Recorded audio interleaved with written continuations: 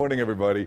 Ontario right now, 57 degrees, winds are calm, humidity coming in at 89%. We're clear, beautiful, almost a full moon. Tomorrow it'll be full, but it's about 40 degrees up on the horizon. Take a look this morning. If you just have a second before everything gets nuts, I'm telling you, it's calm and gorgeous outside. 27 up in the Big Bear, 61 right now, down into Costa Mesa. Offshore winds slowly beginning. Nothing strong. It's a direction there that I'm interested in. As this low pressure will kick off, the base of the trough moves out of the area today. We'll have much more sunshine. Cooler temperatures this morning will avail themselves to warm temperatures over the next several days before we start to back things back off. So nice little pattern, even though we'll warm up around the high pressure and dry out a little bit. Fire danger gets a little high, even though we don't see red flag warnings. However, just treat it that way. 80, 85. Look at Saturday, 91. That's downtown. The beaches will climb to the mid 80s by the weekend. The valleys will climb to the upper 90s. Those will be the hot spots.